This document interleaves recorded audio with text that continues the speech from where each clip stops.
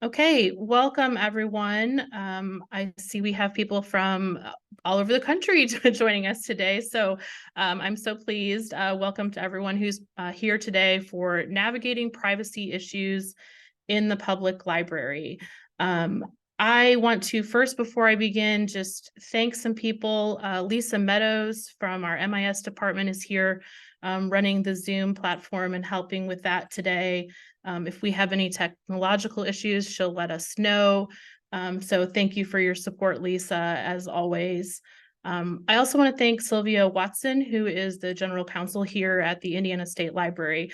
I'm going to close out the chats because that can be sometimes a little distracting as a presenter, but Sylvia is going to be monitoring the chat. She has a lot of experience with privacy issues in the public library, and she's going to be answering your questions and also hopefully hopping in here if she has any comments or additional expertise to offer the group, or if she has a question that comes across that she'd like me to address or for her to address on the presentation. So thank you so much, Sylvia, for being here today and for your help with that.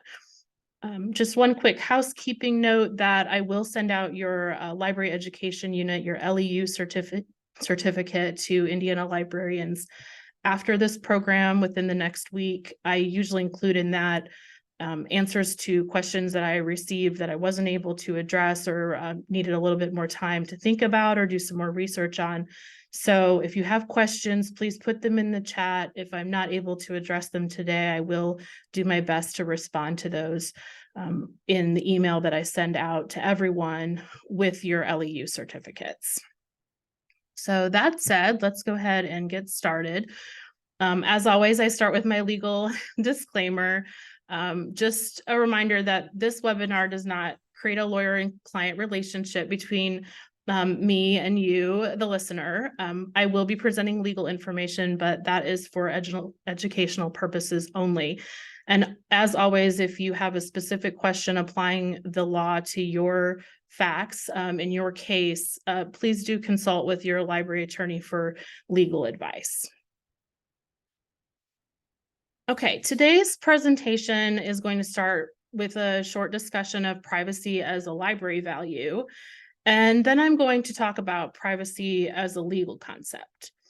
And then privacy is, of course, a very broad topic, and we could take it in a lot of different directions. And so the organizational principle for today's presentation is really the idea that if you're thinking a question, someone else is too. So we solicited some questions in advance of this program. Sylvia has been collecting some questions she's received over the last few months from libraries. And I'm just going to attempt to answer your questions and use that as a framework for today's presentation. So that is the plan. Okay. I typically like to start with the big picture in my presentations. And even though my area is the law, and I usually start with legal foundations, I wanted to start with the discussion of library values and ethics rather than with the law. And the reason for that is because the right to privacy is very explicitly a core value of librarianship. Privacy is, of course, a core concept in American law too, but the law may protect privacy or it may provide for disclosure of information, just depending on the context. So I don't want to lecture librarians too much here on their own values, but I think it's an important way to set the stage for discussion. You can see on the slide the ALA's Library Bill of Rights. Article 7 says that all people, regardless of origin, age, background, or views, possess a right to privacy and confidentiality in their library use. Libraries should advocate for, educate about, and protect people's privacy, safeguarding all library use data, including personally identifiable information. And so ALA's position on privacy flows from its commitment to intellectual freedom. In the United States, we have a constitutionally protected right to free speech, which includes as a corollary the right to receive information. And ALA's position is basically that privacy is a right to open inquiry without having the subject of one's interest examined or scrutinized by other people, whether that's in person or online. And that the lack of privacy and breaches of confidentiality can have a chilling effect on a user's selection, access to, or use of library resources. And so, therefore, if you think about it that way, privacy becomes essential to the First Amendment guarantees of free speech, free thought, and free association. And in that way, privacy also helps facilitate the First Amendment right to receive information in a public library. So that's ALA's position on privacy as a core value. You'll notice that in the Library Bill of Rights, it specifically refers to personally identifiable information. And generally, that refers to information that, when used alone or with other relevant data, can identify an individual. Now, the exact definition of what is included in PII may vary slightly by source. So if you're looking or doing research in one legal area, you would have to find the definition that is used for that particular part of the law, or an example of that would be the Fair Information Practices Act, FIPA, which is a federal law, but it's also been adopted in Indiana. And it deals with the privacy of personal information used by state agencies. And it has a specific definition of personal information.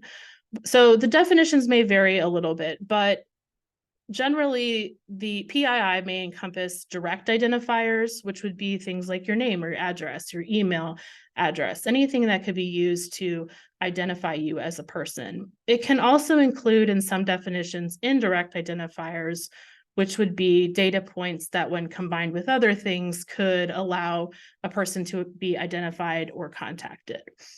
So I wanted to introduce that just because it is a phrase that appears in the Library Bill of Rights. Okay, as a corollary to the right to privacy in the Library Bill of Rights, we have an ethical principle as well for librarians in the Code of Ethics to protect a user's right to privacy and confidentiality.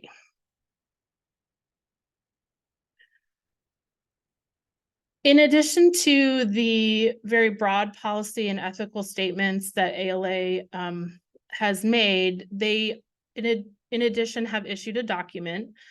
It's not very long. It's, I don't know, 15, 20 paragraphs or so, that have outlined in a little bit more detail what the right to privacy encompasses. So that kind of helps flesh out what rights the library is getting at. It addresses both the rights of library users and also the responsibilities of libraries to their users. And I have some of that information on the slide here, but the right of library users under the ALA's direction would include the right to be free from unreasonable intrusion into or surveillance of lawful library use, the right to have personally identifiable information protected, the right to be informed about privacy policies, and also, in general, the option, it expresses a preference for that library users opt into any data collection rather than opt out of it. As far as libraries go, the responsibilities to libraries, to their users, would be to facilitate and not to monitor access to information, to adopt and adhere to library policies, privacy policies within the library that are consistent with the law, to maintain an updated and publicly available privacy policy, and also to just maintain an environment that is respectful of the privacy of users. All right, so let's talk now about legal foundations. Privacy is, of course, an important value in American life. And as I mentioned before, we have a constitutionally protected right to free speech, which includes, as a corollary, the right to receive information. When it comes to privacy, there is a constitutional right to privacy, However, privacy itself is not explicit in the US Constitution or in the Indiana Constitution for that matter. Those of you who are joining from other states might consult your state constitution, which may provide for a right. But currently, the Indiana Constitution does not explicitly provide for that. However, that said, the United States Supreme Court has explicitly adopted a right to privacy in its jurisprudence or its case law. So the US Supreme Court has inferred the right to privacy, finding that it emanates from other explicit rights that would essentially become meaningless if there weren't an implicit right to privacy. So an example of this would be the Fourth Amendment, which explicitly provides the right of the people to be secure in their persons, houses, papers, and effects against unreasonable searches and seizures. So that's the text of the Fourth Amendment, and the word privacy doesn't appear anywhere. But implicit in your right to be free from search and seizure would be some sort of guarantee that privacy from government intrusion, that you have privacy from government intrusion into your personal affairs. The line of cases that establish a right to privacy in modern Supreme Court jurisprudence are those that generally relate to government intrusion into the home and the family. So these are cases related to marriage, contraception, abortion, bodily autonomy, those types of issues. And so the right to privacy has, I would say, perhaps been abridged in recent court decisions. We have yet to see how those kinds of things will shake out in the long term. But I will also say that because the right is implicit, it has always been a little bit fluid and context dependent. So for example, the right to privacy in your home is going to be a lot greater than your right in public. And in general, we have no expectation of a right to privacy in a public place. Okay, because we're talking today about privacy in a public library, there is always going to be a little bit of tension there. There is an assumption that we have some expectations of privacy in our person, but also on the other hand, we have an expectation that the affairs of government are public. It is our government, it works for us, and we want transparency and to be able to see what government is doing. And so that creates an expectation of having some access to information about the affairs of government. What this means is that in the big picture, sometimes the library's embrace of a right to privacy is going to be compatible with your legal obligations, but sometimes it's going to be in tension with legal obligations. And sometimes one person's right to privacy might even be in opposition or tension with another person's privacy right, or maybe some of their other rights, including, for example, a free speech right. I also just want to note that ALA's opinion and statement of privacy as a strongly held library value is very full-throated, and they really embrace that value. But the law may compel disclosure, and sometimes that can be in tension with a professional value. And so just be aware that you may have room legally to provide information, or you may even have an obligation legally to provide information to an extent that maybe a library value would want to protect privacy. Okay. Any questions? I don't have the chat up right now. That's my introduction. Sylvia, anything you want to add or jump in here and say? We don't have any questions yet, so okay. Even in later.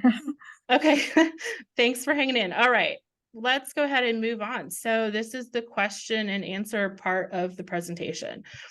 So my first question was that I think came through Sylvia was, what patron or employment records must be disclosed and to whom?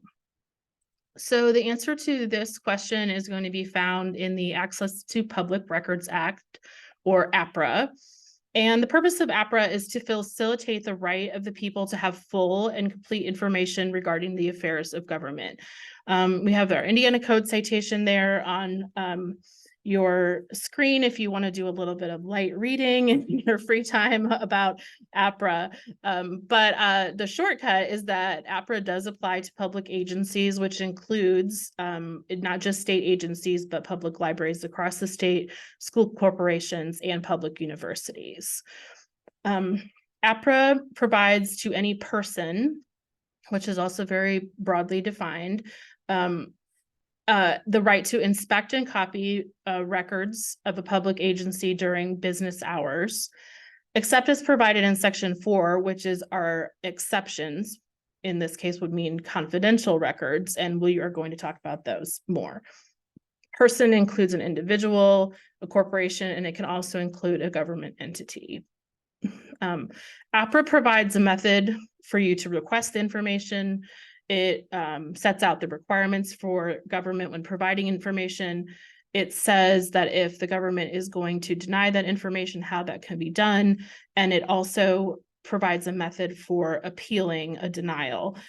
For more about the mechanics of how to make a request, when you need to respond to a request, how you would deny a request, and your obligations, I want to note that Sylvia recently did a presentation on Indiana's public access laws. It can be found on the library law resources page of the Indiana State Library. So if you want to know a little bit more about the mechanics of that, please consult that presentation. Oops, skipped. Okay, a public record, I have the definition here. It's very long. It's basically very, very broad of what is a public record.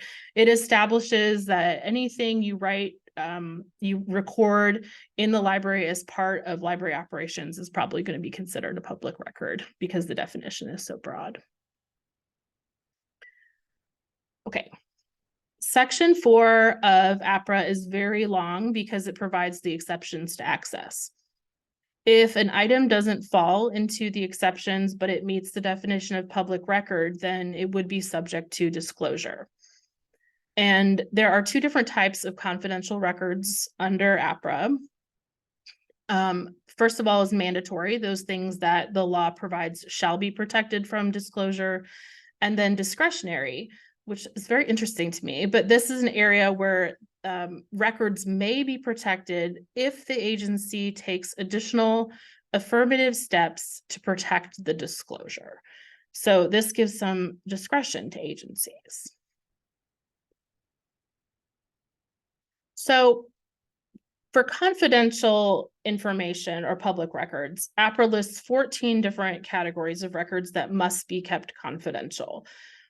And this is where APRA closes what would potentially be a big loophole or maybe conflict with other laws. And it says that parts 1, 2, and 3 says that if a record is declared confidential anywhere else in state or federal law or in an agency rule, then it would be confidential under APRA. Some other examples, I'm, as you know, the certification director. And so of interest to me, for example, would be number 7. A mandatory confidential public record is our grade transcripts and license examination scores obtained as part of a licensure process.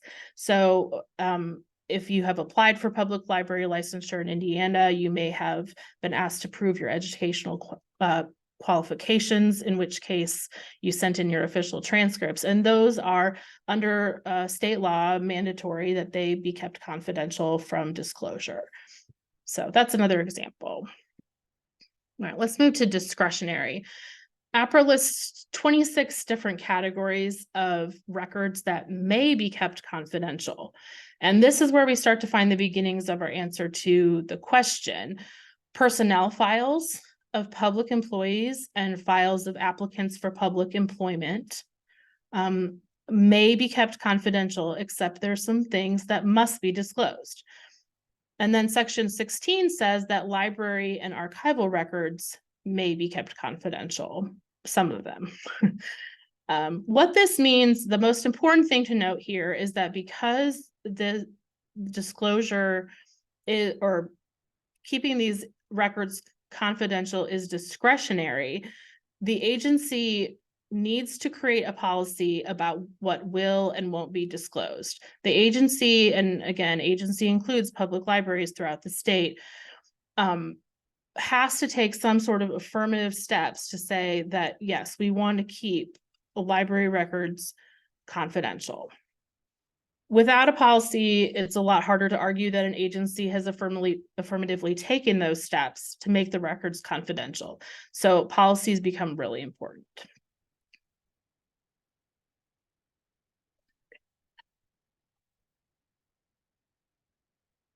Okay. So personnel files of public employees and files of Rose, applicants. we Yeah, have a question if you have a time for one sure. maybe. Yeah.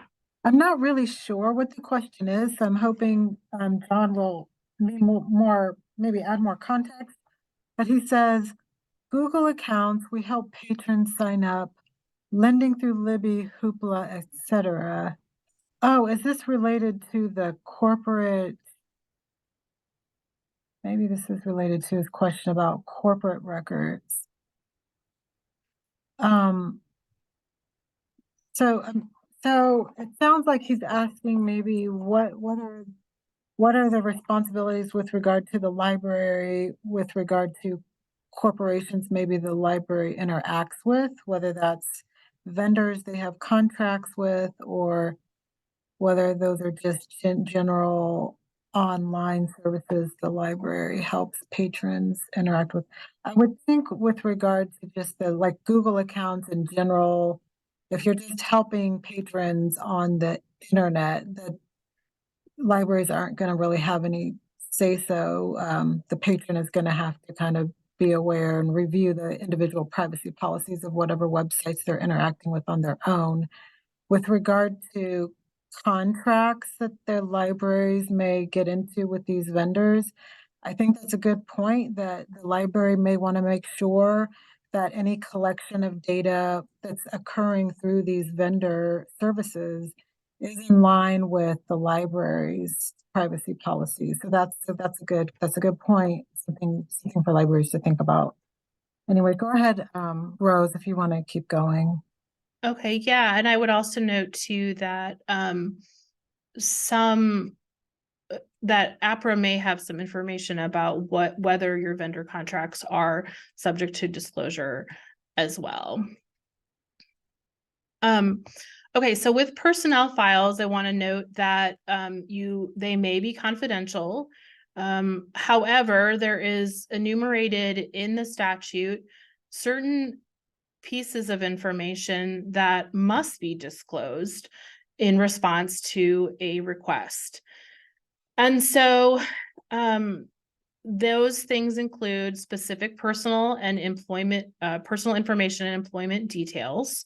Those are under Section A, including your name, compensation, job title, your business address and phone number, job description, education and training background, previous work experience, and dates of first and last employment. So all of that is public record. Also note that B and C relate to disciplinary actions. So B allows for disclosure, or actually mandates disclosure of the status of any formal charges against an employee. And then once there's a resolution to charges, if there was an adverse action taken, then the factual basis for that action can be disclosed. I want to note there's a recent Indiana Supreme Court case that states that disclosure, you are not required to disclose the underlying documents of an employee's personnel file. The Supreme Court found that a summary document that compiled information that was subject to disclosure was sufficient in that case. But I would say that if you receive a request for this kind of information, I would, if at all possible, consult with your attorney just to make sure that you're providing only the information required in the format that would be required. Also, just note that an employee always has the right to inspect their own file. Okay, with respect to library records, APRA says that two different types of library records may be kept confidential. The first is records that can be used to identify a patron. And the second is certain records that are deposited with or acquired by the library under condition that they be kept confidential for a period of time. And I think what this is geared at is, let's say you received a gift, or someone has decided to deposit maybe the personal correspondence of an important historical figure in your community, but has asked that it not be made publicly available for a term of years, maybe because of sensitive information that's in it.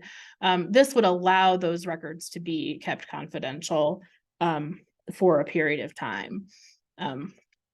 But of interest today for our conversation is that APRA provides that any library records which can be used to identify a patron may be exempt from public disclosure at the discretion of your library. And this means that libraries should create a written policy if they want these records to be exempt from disclosure. The law is not very specific. It really doesn't define library records. And so in my view, this means that APRA, which on the screen should be APRA, not ARPA, APRA creates opportunity for libraries. Libraries need something to point to say, yes, this public agency has decided that these records are confidential. Some states mandate certain library information is confidential, so they take a different approach. But where here, we're maintaining a confidentiality of library records is just discretionary act, that your policy becomes critically important. This gives you some opportunity.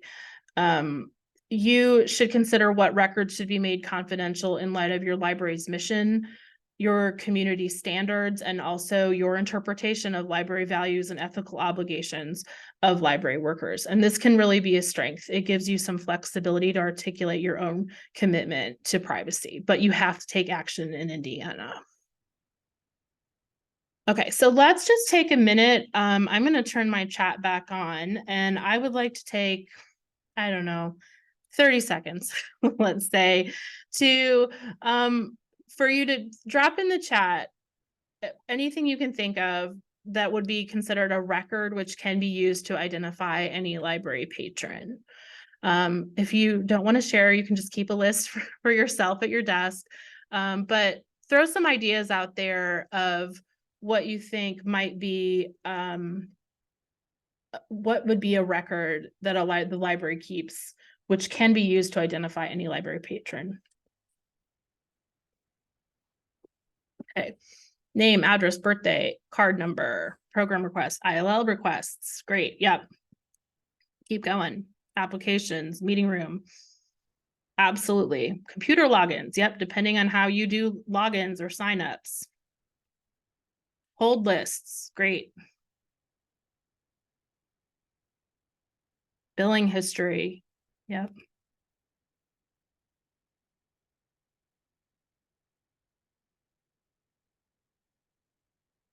Study room signups, yeah. Okay, so lots of ideas there. I'm going to close this back up, but I did the same thing here. My screen to change. Okay. Yeah, there's all kinds of different things. It's not just circulation records. There are all kinds of things that you might be keeping at your library that could be used to identify a library patron. So I would recommend that a library's policy define library records which can be used to identify any library patron.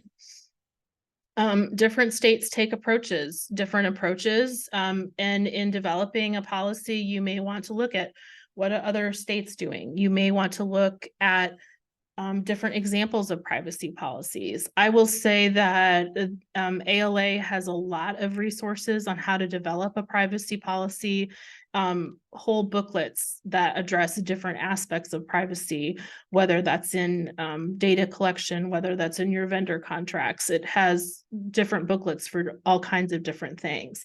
So if you're looking for resources out there, there are lots of them available to you.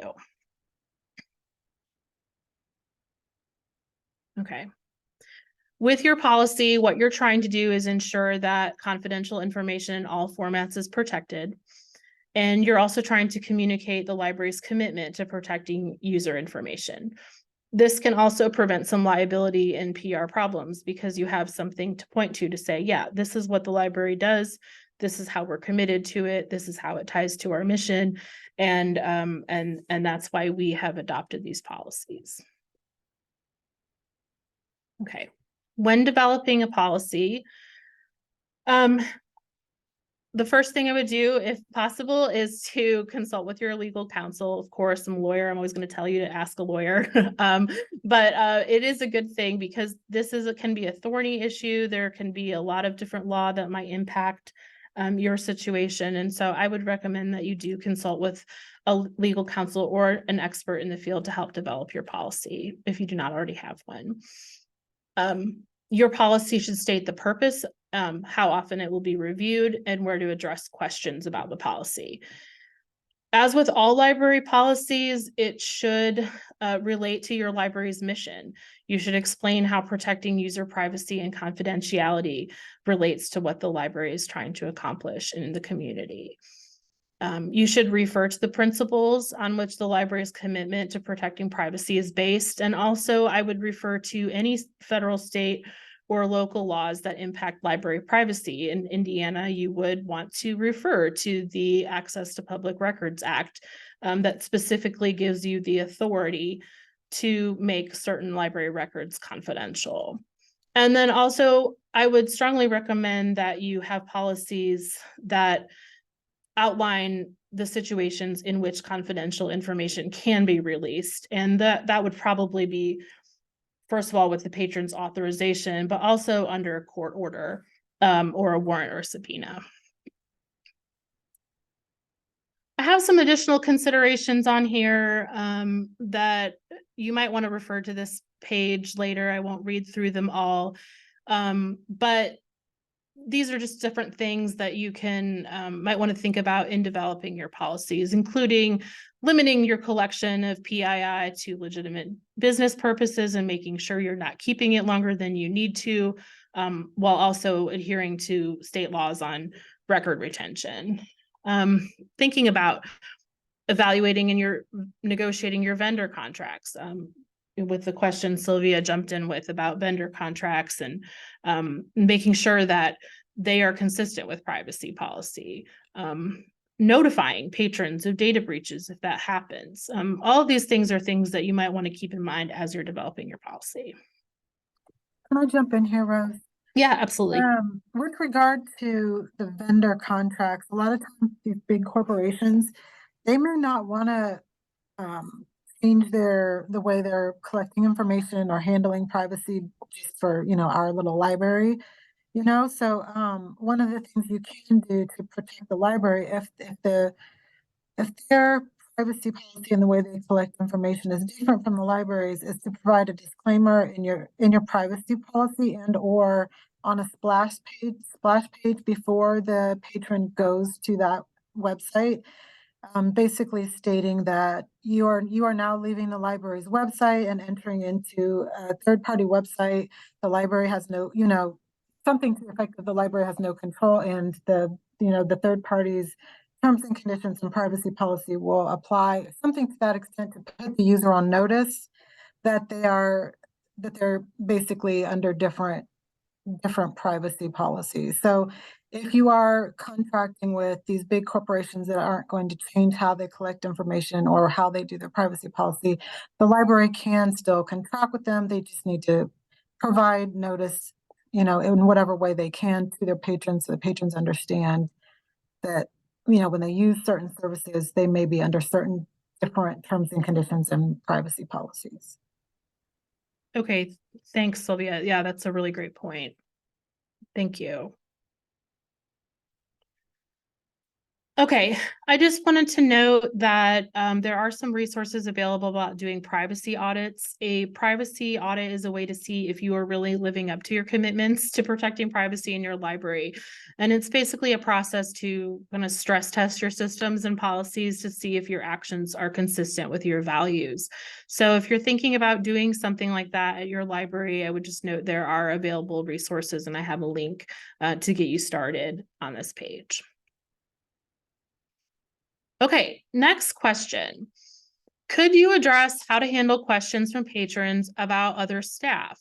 For example, a patron is asking if a staff member works here, or more often, is so-and-so working today?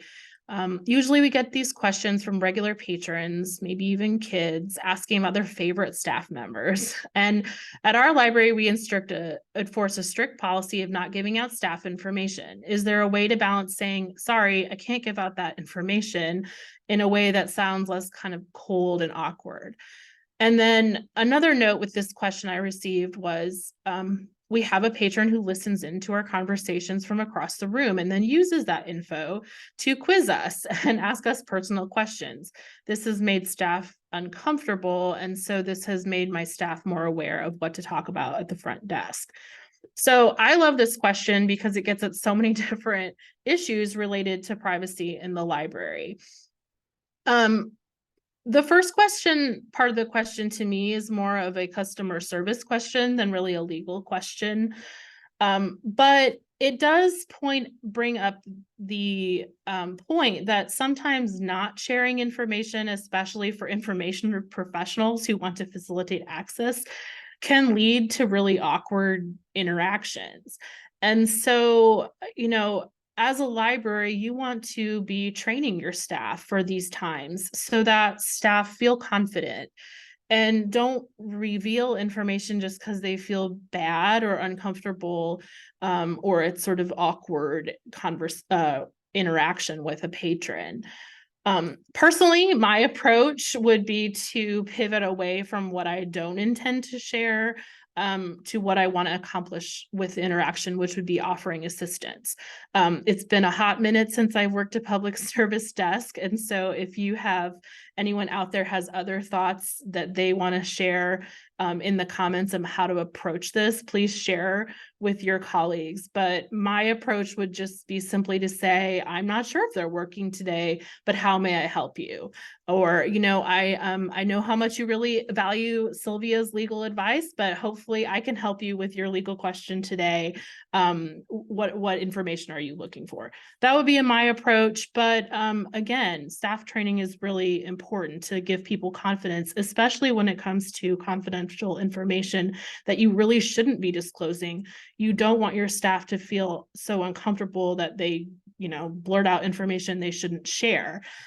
So keep that in mind. Okay, so the second half of the question Rose, we have was, a question related to that, kind of, yeah. sort of. An employee's relative keeps trying to contact them through Facebook private messaging, the library's Facebook. This is unwanted contact. How does this relate to employee privacy? How can we prevent this? So it sounds like, somebody is messaging a library employee on the library's Facebook Messenger account. I would think the library could just respond back. This isn't an appropriate way to contact staff. What do you think? I mean, I feel the same way. That's my gut reaction is, probably to try to pivot away from that, or, you're not able to share information this way. Okay, interesting. I may make a note about that question as well and just give it some more thought too.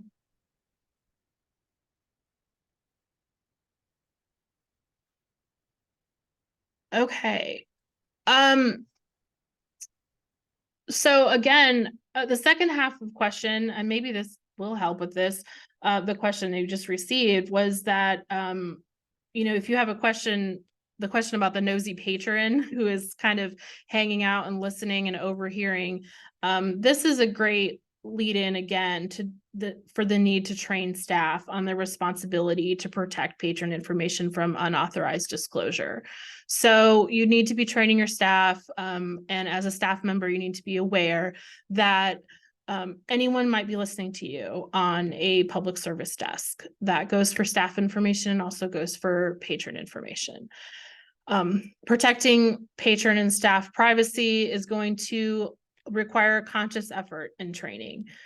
Privacy policies are great. They are really essential. That's what we've been talking about, but they don't mean a lot if you're not going to follow through on your policies. So I would recommend that you are discouraging staff about from talking about patrons or other staff members at public service desks or in public places, and that it is appropriate to have to redirect someone or a colleague to take a conversation off desk. You should also have a process in place to protect any PII that you're collecting in public spaces. So for example, hopefully everyone is doing this already, but if you're taking library card applications at the desk, they're not just sitting out at the desk all day for anyone to walk by and look at information. You have a process, a place to put it, and that you're training staff to protect the privacy of information that you're receiving from patrons. Okay.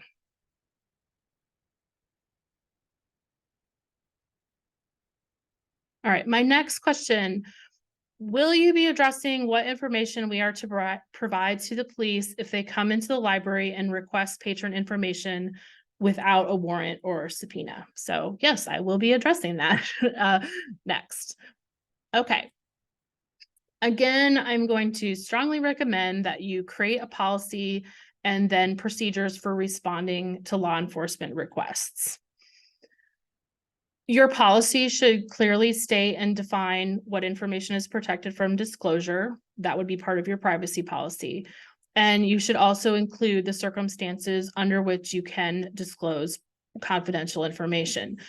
And that would, I think, I would recommend that would include that you could disclose information in response to a valid court order or a warrant or subpoena. You should then have a procedure for how to respond to law enforcement requests. You would want to designate a person in charge of receiving and responding to them. That's probably going to be the library director. It may be somebody else. And if the director is not available, who would be the backup person? If possible, you could involve local counsel in responding to a request like this. And then you should train your staff and volunteers to direct law enforcement to the person in charge. So once you have a procedure in place, you want to train everyone to be able to follow it. Okay. Okay, we have a couple questions. Yeah. One is, we are often asked to allow police to review security camera footage. Should this require a warrant? And of course, that's going to depend on your policy, but I'll let you kind of. Yeah, that is going to depend on your policy. So if you have defined confidential information as any record kept by the library, which could identify a patron, I think that could potentially include your video surveillance footage. In which case, if your policy requires a court order to share that information, then you should follow your policy and make sure a court order is obtained before you reveal that. So it will depend a little bit on what your policy is. Well, and it will also depend on your, procedures for how you turn that over. So we have someone with their hand raised. I'm not sure if that was an accident or if the person has a question that they are not able to type. So I'm going to try to unmute them so that they can say their question. In Glada, are you able to say, was your hand raised on purpose, or? I think I've unmuted them to talk, but I'm not hearing anything. Yeah, I don't hear anything either. if possible, if you can share that question in the chat. Okay, I guess we can go forward, or maybe they can, yeah, either put it in the chat or email you later, because I'm not able to Yeah. figure out how to get to where we can hear the person. Or Okay. somebody asked, is there an exception for imminent danger? Yes, we can talk about imminent danger here in a second. I do have that on my next slide. So I would just note that this slide is assuming that your library policy requires a court order to share confidential information, in which case, if you receive a court order, you would want to verify, of course, that this is a law enforcement officer who is asking for it. You would follow your internal procedures of notifying whoever is has the authority to respond to the request. They would want to review the order very carefully, making sure it's valid, that it is signed, that it is recent, so it's dated, and then would provide only the requested information in conformity with your policy. Absent a court order, you would explain that the library's privacy policy, professional ethics, and law do not permit disclosure without the court order. And then you would wait for the law enforcement to obtain it. Police officers and other law enforcement have access to get warrants, to have a court review their requests. And so you could simply ask them to get it and wait for them to obtain it. In the meantime, you would always want to preserve the information. So if you would not want to shred the requested document, that would be illegal. You need to hold it and protect it until you receive the court order. That is your obligation. Okay, libraries have a lot of really good reasons to maintain good working relationships with law enforcement, and to you have an obligation to protect information from disclosure, but also retain it until you receive a court order. I want to note that if you have a reason to believe that crime is being committed in the library, you can report it. You should report it. You should cooperate with law enforcement, and you should preserve the evidence. Illegal activity should be against your privacy policy. And if you recall all the way back to the beginning of the presentation with ALA's articulated values of privacy, it states that users have a right to privacy in their lawful library use. So if you believe that that something illegal is happening, you should report it. Exigent circumstances, which was the question, is a legal term of art. It means that a situation exists that allows law enforcement to dispense with certain formalities of due process. And these situations are usually related to destruction of evidence, the escape of a fugitive, or imminent harm to other people. This is a little bit of a sticky area of law in some ways, because what is exigent to law enforcement may not be exigent to court or to the average person even. And so I would say that if possible, have requests reviewed by an attorney. And if law enforcement won't wait because something is presented to you as being exigent, then you would provide only what is requested of you. Okay. And then again, just keep in mind that that if a request is made outside of having a warrant or exigent circumstances, you want to cooperate by preserving records and evidence until an order is obtained. Okay, I know we're getting close to the end here, so I'm going to keep moving. My next question was, how far do the privacy rights of children extend?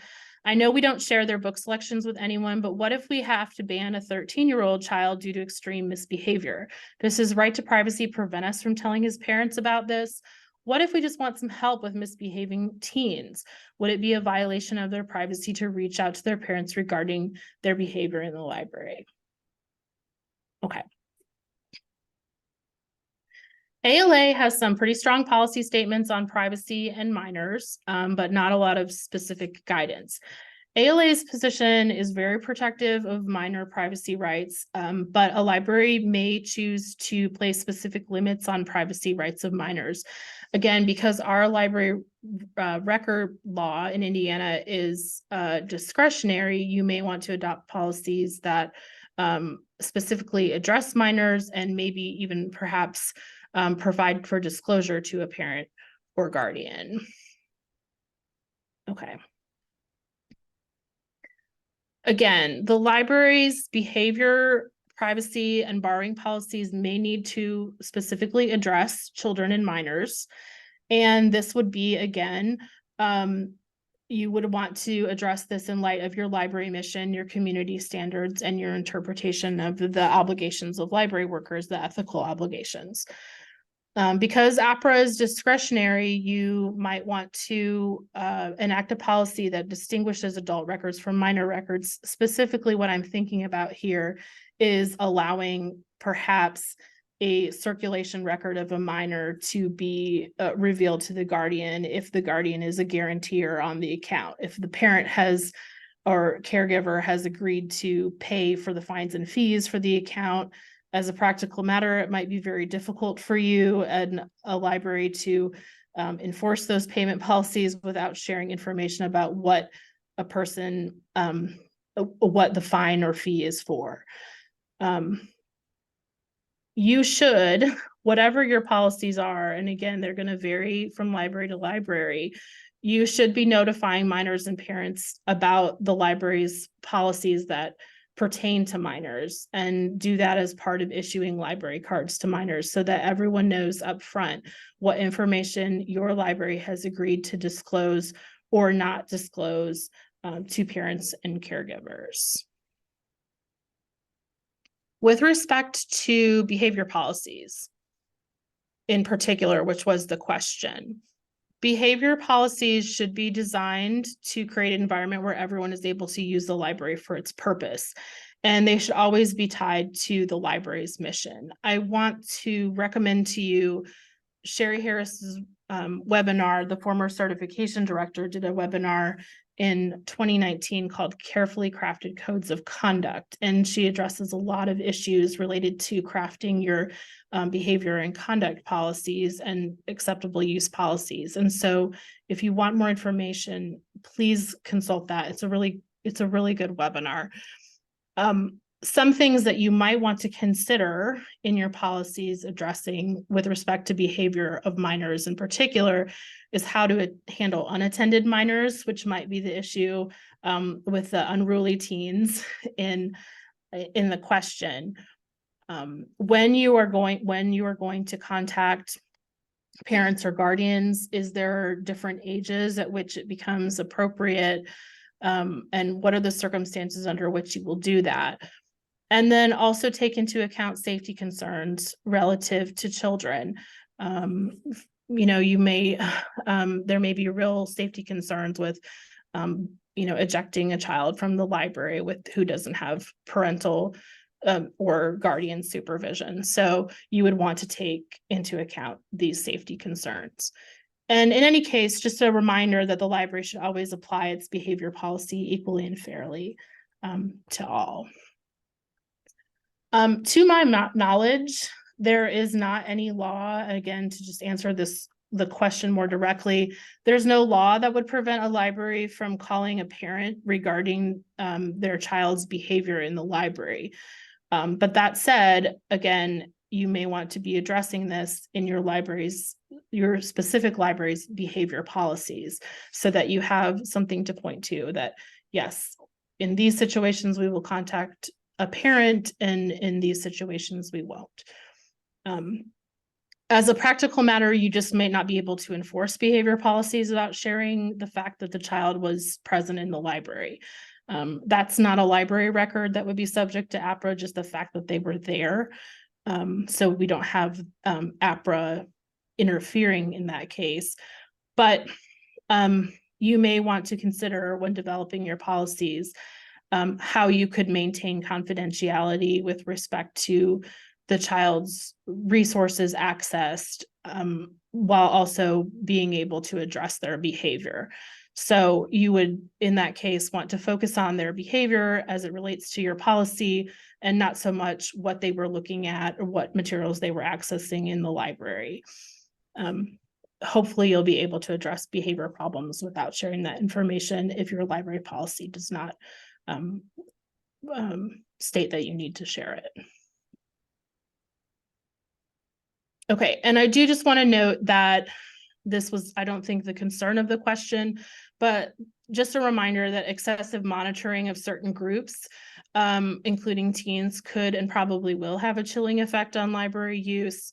And of course, that's going to be in conflict with the goal of facilitating access to services. So anytime you're banning someone from the library, that can implicate a person's First Amendment right to receive information in the public library. And so just keep in mind as a backdrop that if really, really severe, you could potentially subject, if you're monitoring, surveillance, or even denial of library services gets really severe, it could potentially implicate First Amendment rights. I think that would be pretty extreme, but just keep that in mind. All right, I think I'm going to try to address this one last question here before we wrap up. I know we've probably created even more questions in this presentation, but please drop your questions in the chat. And again, I will do my best to respond to them in my follow-up with your LEU certificates. Okay, the last question. Someone, let me just add in here. Someone asked about videotaping in libraries. I don't know if you can just quickly say something about that as well, or I know you were planning on talking about that later. So I was, yeah. So I do have a slide on videotaping, and I will share the slides so it has some considerations related to videotaping. I want to note that with regard to videotaping, there is a great webinar out there called First Amendment Audits, also by Sherry Harris, that she did, I think, in 2021. It's available archived on the library's website, and it discusses videotaping in the library. But again, the answer is no surprise. You should have a policy related to videotaping in the library.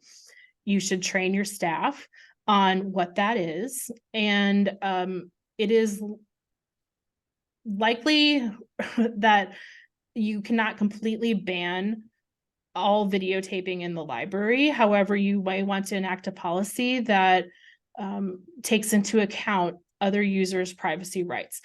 Generally, there's no expectation of privacy in public place, but your videotaping policy may want to address things like requiring anybody who's videotaping to not be videotaping what exactly people are accessing or people using materials. Maybe you limit videotaping into spaces where people cannot be, where you cannot actually see what people are looking at, or you may want to limit videotaping of somebody's a web use, things like that. So you would want to craft a policy that keeps in mind the First Amendment rights of the person who has a right to come into the library, has a right to free speech, has a right to probably video record in the library, and balance that with the privacy of other users. Again, I'll include my slide in the slides that I send out, even though we're not going to touch on it today. This last question was about the Children's Online Privacy Protection Act and whether this would require that the library obtain parental consent to even get a library card. And this particular act applies to operators of commercial websites and online services directed at children. It does not, in my interpretation of it, and I believe also Sylvia's, create affirmative obligations for libraries that would require you to get parental consent for anyone to use a library card or access services. But you should be aware of this in general, because websites that children might access might be wanting to obtain personal information from the children. And so as a librarian or a library worker, you are not the parent or guardian, so you cannot consent to the access on behalf of the child. You would want to be prepared to basically say, maybe there is something else that you help direct a child to another service that doesn't collecting personally identifiable information from children.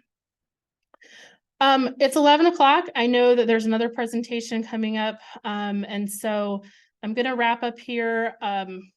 Thank you so much to everyone who's joined. I'm sorry that I wasn't able to get to all of your questions. But please, again, put them in the chat, email me afterwards. That's fine. I really appreciate your attention and the time that you've taken during what I know is a really busy time of year. So thank you so much. And yeah, happy holidays to you and have a great day.